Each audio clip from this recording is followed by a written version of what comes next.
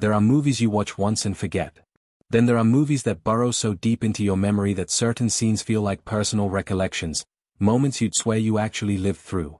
Forrest Gump is that kind of film. Released in the summer of 1994, it swept the Academy Awards, shattered box office records, and turned phrases like "life is like a box of chocolates" into permanent fixtures of the English language. 30 years later, people are still watching it, still quoting it, and apparently, still missing things hidden right in front of their eyes. Because here's the thing about Forrest Gump that most people don't talk about. Beneath its warm, nostalgic surface lies a film absolutely riddled with peculiarities. Not just the charming kind, where a fictional man accidentally teaches Elvis how to dance, but the genuinely baffling kind, continuity errors, historical contradictions, and one massive blooper so brazen, so perfectly hidden in plain sight, that generations of devoted fans walked right past it without blinking.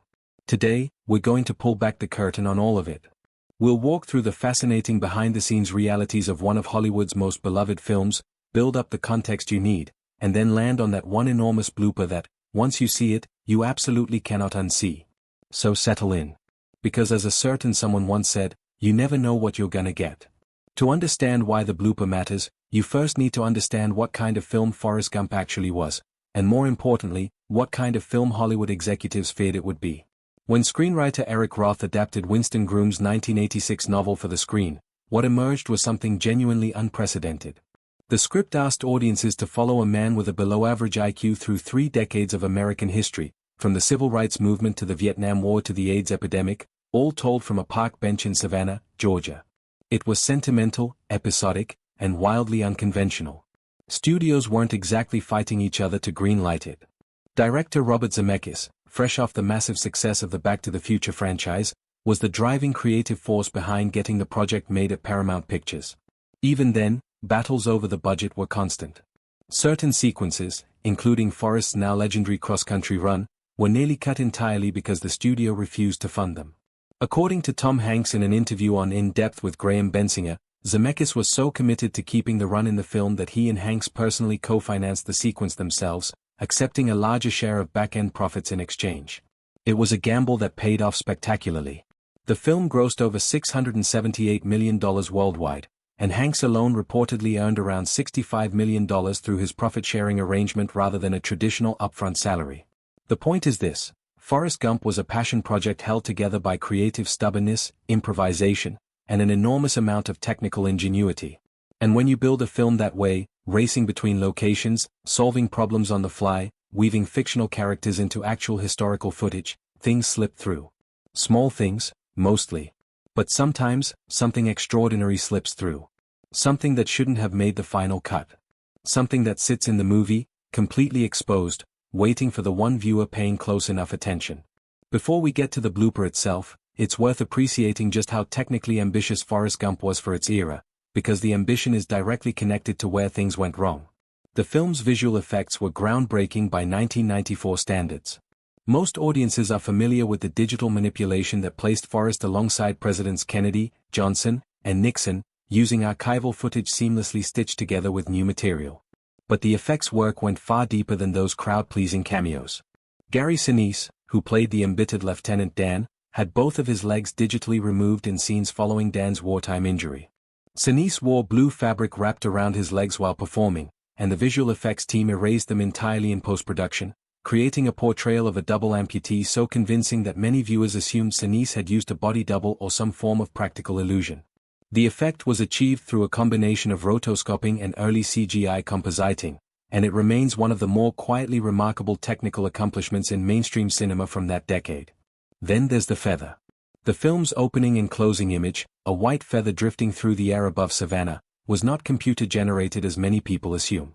A real feather was filmed multiple times against a blue screen, with various takes of its flight digitally composite together to create the smooth, unhurried arc seen in the film. The choice to use a practical feather rather than a CGI one gave the sequence an organic quality that digital effects of the era simply couldn't replicate. The Vietnam War sequences present another fascinating case. The dense jungle combat scenes were not filmed anywhere near Southeast Asia. The production shot primarily on Fripp Island and Hunting Island State Park, both located off the coast of South Carolina. The golf course setting for certain scenes was transformed through a combination of additional palmetto trees, set dressing, and CGI vegetation into something resembling the Vietnamese jungle. It wasn't perfect by modern standards, but in context, it was convincing enough. All of this is to say that the film was an extraordinarily complex production juggling dozens of technical and logistical challenges simultaneously. Continuity, under those conditions, becomes exponentially harder to maintain. And that's precisely where our blooper lives. Interestingly, not every factual inconsistency in Forrest Gump qualifies as a mistake. Some of them are entirely intentional, built into the fabric of the storytelling as a kind of winking acknowledgement that this is not a history lesson but a fable. Take the scene in which young Forrest influences Elvis Presley's signature hip-shaking dance style. The physical performance of young Elvis was provided by actor Peter Dobson, but the voice you hear in the scene actually belonged to Kurt Russell, who had previously played Elvis in John Carpenter's 1979 biographical film. Russell confirmed his involvement in a 2016 GQ interview, revealing that director Zemeckis had approached him because the original voice track wasn't working. The irony, which Russell himself acknowledged, is that when he actually played Elvis in the biopic, singer Ronnie McDowell provided the vocals. In Forrest Gump, Russell sang. The whole arrangement is wonderfully absurd, and deliberately so. Similarly, the film places Forrest at the White House to meet President John F. Kennedy after being named to the college All-America football team. This is historically impossible. The Associated Press did not announce its All-America selections until December 6, 1963, 2 weeks after Kennedy was assassinated in Dallas. The film knows this. It doesn't care. The anachronism is a feature, not a bug, because Forrest Gump is operating as magical realism.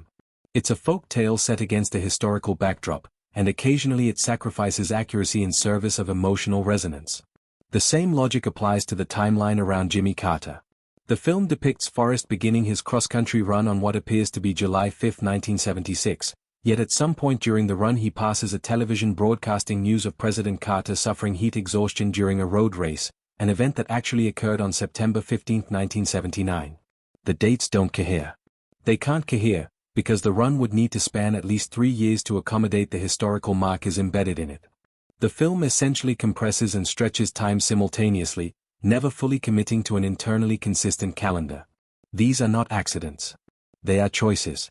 And understanding the distinction between intentional historical liberties and genuine production blunders is crucial, because what we're about to discuss is definitively the latter.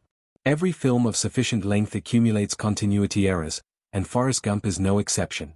Fans who have watched the film dozens of times have catalogued various small inconsistencies over the years, the kind that make you slap your forehead once you see them but don't fundamentally damage the experience. There are moments where Forrest's hair length changes inexplicably between cuts, a common consequence of filming out of sequence over many months. There are scenes where background extras can be spotted doing identical things in successive shots, a telltale sign of looped footage. The leg braces that young Forrest wears as a child change in appearance between certain scenes, a detail that requires freeze framing to confirm but is unmistakable once identified. Tom Hanks himself contributed an unintentional blooper that paradoxically became one of the film's most beloved moments. The line "My name is Forrest Gump. People call me Forrest Gump" was never an Eric Roth screenplay. Hanks improvised it entirely on the spot during filming, and rather than cutting or reshooting, Zemeckis recognized immediately that the spontaneous repetition was perfect for the character. It's now one of the most quoted lines in the film, despite being a mistake in the most technical sense of the word, an actor departing from the script. The football scenes, shot partially while Hanks was genuinely ill with the flu, contain moments where his physical discomfort is arguably visible if you know to look for it. Running the length of the field repeatedly while fighting an active illness is, by any measure, not ideal filming conditions, and the strain occasionally registers in his face between the moments of performance. But none of these, individually or collectively, qualify as the massive blooper we've been building toward. Here it is. The one that has been sitting in the film for 30 years. Cast your mind back to one of the movie's most emotionally devastating sequences. Jenny, Forrest's lifelong love and the gravitational center of his entire existence, has just died. Forrest is alone. His son is preparing to go to school for the first time. It is, by any measure, one of the most quietly heartbreaking sequences in the film, and Tom Hanks delivers it with extraordinary restraint. Now pay close attention to Forrest's running shoes. Throughout the film, Forrest's relationship with a particular pair of Nike Cortez running shoes is treated as a meaningful character detail. The shoes are gifted to him, he runs in them obsessively, and they become something of a symbol for his forward momentum through life. The film is meticulous about this detail in most scenes. Wardrobe continuity on the shoes was, by all appearances, a priority. Except for one scene. In a sequence where Forrest is outdoors and the camera captures his feet and lower legs at close range, the shoes visible on screen are not the Nike Cortez model that the character wears throughout the rest of the film. They are a different shoe entirely, with a noticeably different sole profile and a slightly different upper construction. The switch lasts only a few seconds of screen time, which is precisely why it went unnoticed for so long. The emotional weight of the surrounding scene draws every ounce of viewer attention upward, toward Hanks's face and performance. Nobody is looking at his feet. But the shoes are wrong. Definitively, verifiably wrong.